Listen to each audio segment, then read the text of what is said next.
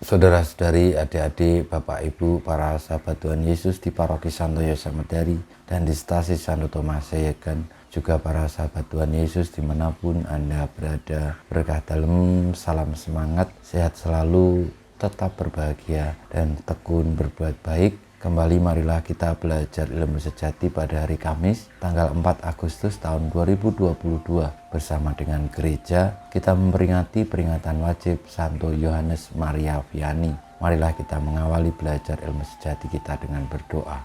Dalam nama Bapa, Putra dan Roh Kudus. Amin.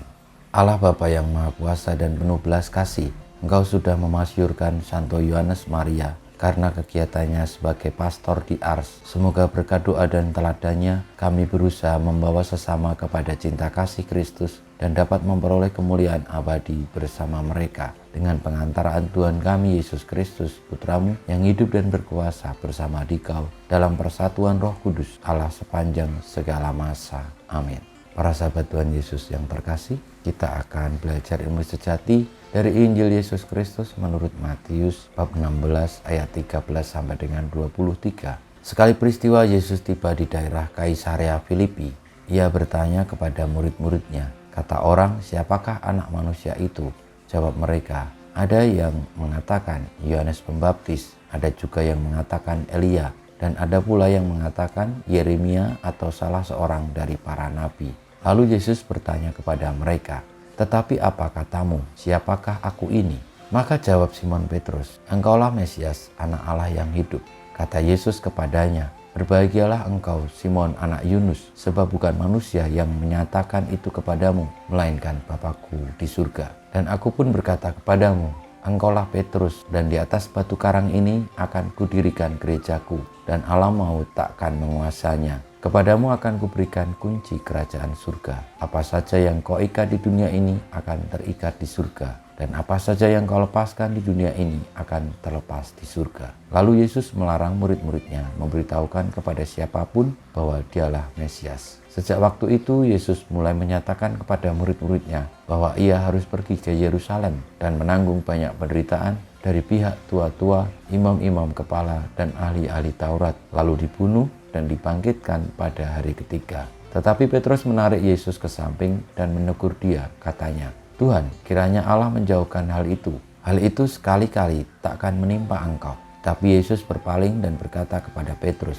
Enyalah iblis, engkau suatu batu sandungan bagiku, sebab engkau memikirkan bukan yang dipikirkan Allah, melainkan apa yang dipikirkan manusia. Demikianlah sabda Tuhan, terpujilah Kristus.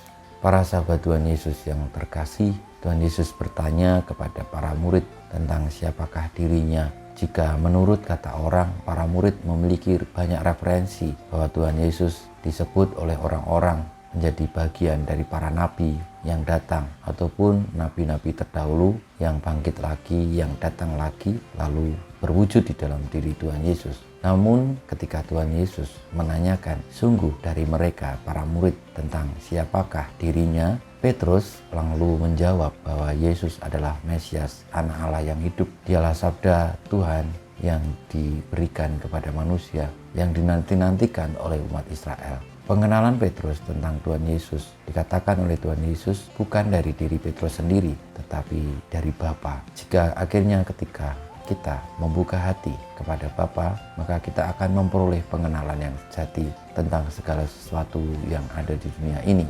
Namun begitu pula ketika kita hanya memikirkan apa yang dipikirkan manusia, maka kita tidak sungguh-sungguh mengerti alur semesta ini. Sebagaimana Petrus juga, awalnya dia membuka hati, lalu Allah mewahyukan tentang siapakah Tuhan Yesus kepada dirinya. Namun ketika itu juga setelahnya Petrus lalu dihardik oleh Tuhan Yesus karena tidak memahami apa yang menjadi alur dari penyelamatan ketika Tuhan Yesus hendaknya masuk ke dalam Yerusalem dan akan menderita sengsara, dibunuh dan dibangkitkan pada hari ketiga.